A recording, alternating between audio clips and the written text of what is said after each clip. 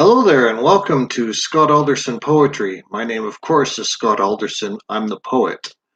I'm a poet at large, or these days, with eating obsessively, one could say poet getting large. Anyways, the reason I'm here today is I often do poetry readings throughout the Calgary, Alberta, Canada community. And because I have primary progressive multiple sclerosis, I don't get out as much anymore to do poetry readings. And right now, with the COVID-19 crisis that's going on, I don't get out at all to do poetry readings. Often I did a monthly poetry reading at an extended care facility here in Calgary called the Dr. Vernon Fanning Center. And half of the population there has multiple sclerosis. So the wonderful thing is I haven't had to explain anything while I'm doing poetry readings there, in terms of if I have a muscle spasm. So if all of a sudden my face cringes and I go, ah, it's just a muscle spasm and it too shall pass. So let me give you a bit of background information on myself. I've got 8 books in print in the National Library of Canada. I have 3 books and a DVD in the Calgary Public Library system. My last book, is called Imaginative Spasms, The Postmodern Poems of Scott Alderson. It is available online on Amazon, and it's also available in the Calgary Public Library system. I'm going to just read a couple poems from the book today and then a new one. A little bit of background information, aside from my 8 books in print, also appear in 11 anthologies and 2 magazines that were published by others than myself. I am a self-published author. My books are all done by myself. I incur all costs, including the printing costs. So before I got sick with multiple sclerosis, I worked for printing companies as a courier. Um, Worked as a bike courier for 7 years in the downtown core of Calgary. Some of the best times of my life. Um, then I started doing poetry on the streets of Calgary. So if you go to Google and you enter Scott Alderson poet, you will see pictures of that time when I was a busker. My hair is long and jet black, and I looked kind of like Howard Stern. Now you look at me and you say, God, that guy looks a lot like Richard Gere. At least that's what they tell me, anyways. Some of the big events in the last couple of years of my life, aside from developing multiple sclerosis, is that I found out almost a year ago that I have a daughter. Her name is Jamie, and I have 2 granddaughters, Lily and Layla. Love you all, and if you're watching this today, know that Grandpa loves you and look forward to seeing you again after this COVID-19 crisis is over. I've been blessed in my life with a lot of good friends and a lot of good memories that serve me well, as I'm confined to a wheelchair since 2013. So I know I look really comfortable in this chair. That's because it's my wheelchair. You can't see it because I don't have the camera at that angle. I could be wearing pants or maybe not. One of the hardest things with doing poetry readings is, first of all, giving the standard moment of silence to remember that I live in a free country. I can say almost anything I want to, provided I don't advocate overthrowing the current form of government. In other countries around the world, writers aren't so fortunate, and I applaud the work of Amnesty International for allowing writers to write whatever they want and then advocate on their behalf when they're interned and imprisoned. Fortunately, Canada's not like that. I can say, like I say, almost anything that I want to within reason. Now, I have a social responsibility as to what I say, so I try to choose things carefully.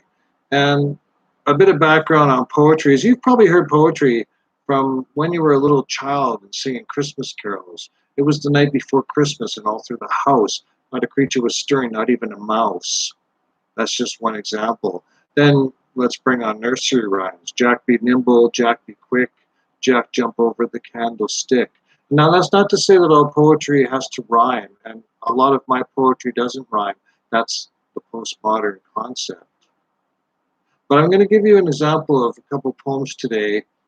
The first one was a response to a question I was often asked when I was working, long before I became disabled.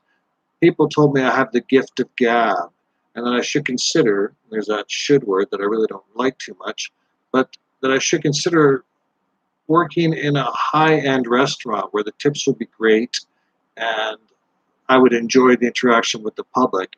This first poem that I'm going to read is a response to that. It's called Restaurant Misunderstanding, and here it goes. She spewed venom at the waiter because her soup was cold. He didn't cook it, but he sure got told of its bland taste, diarrhea texture, virtual lack of pizzazz. And when he offered to return it free of cost, she threatened to get him fired, demanded to speak to his boss regarding his incompetence. He thought she said impotence and knocked her on her ass. Unemployment suited him well. Every day, events occur that could inspire poetry. The muse works in mysterious ways, but not every event is going to make it onto the page. I often can't explain why things trigger poems. Sometimes they just do. And often it's a matter of deciding what voice to read it in when I'm doing live readings in person. And I've done readings for as much as 100 people, and I've done readings for one-on-one. Some of the greatest readings were done on the Stephen Avenue Mall when I was a busker. And I can remember in particular one occasion where I was selling a book that I was promoting at that time called The Happy Medium. And I sold it to a couple of homeless individuals. And I sold the book by donation, and they only had $1 to their name. But $1 to them was like $20 to me or $100 to somebody who's working full time. So I took the $1, I gave them the book, and I was honored that they chose to part with their money. This next poem I wrote as an anti-drug message. When young people decide to ingest that first substance, whether it be alcohol, whether it be marijuana, both are legalized now. Canada, in an unprecedented way, legalized marijuana, cannabis, if you may.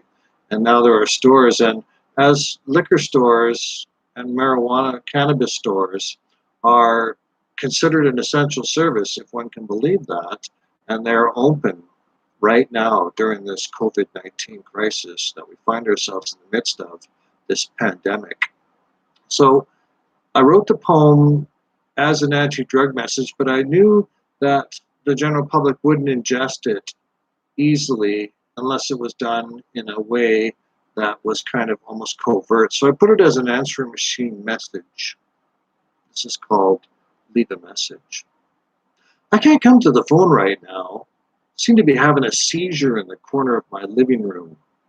Not an epileptic diabetic having a stroke. Just doing the funky chicken might have been the toke when someone pushed on my chest while I inhaled. This twitching became the end result. I can't come to the phone right now, so leave a message. And if I don't end up brain damaged, permanently institutionalized, or in a coma, I'll return your call.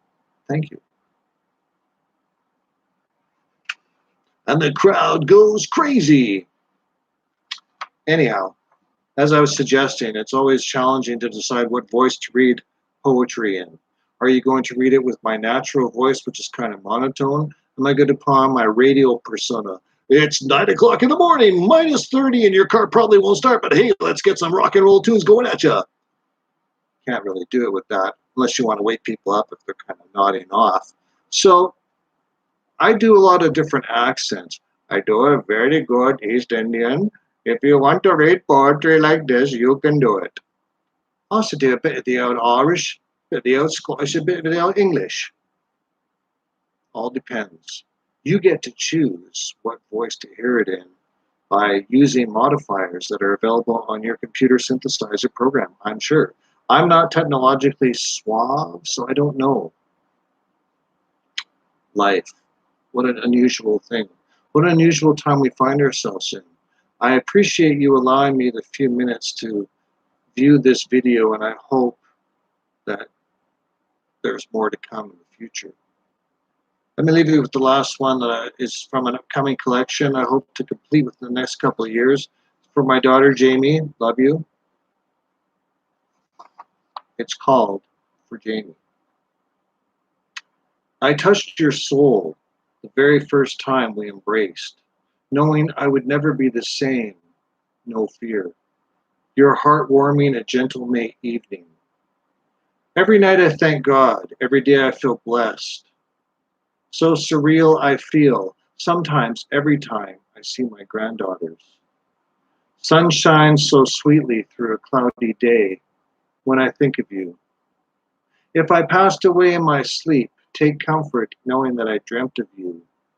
No one could love you more and be more proud of his daughter. I shout out loud, you are a wondrous creation, a gift from the God of my understanding.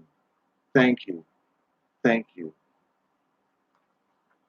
I appreciate your indulgence today and for tuning in to Scott Alderson Poetry. Once again, if you'd like to see some pictures from the past, enter Scott Alderson Poet into Google. In the meantime, take care, stay safe, be well. This will be over in no time.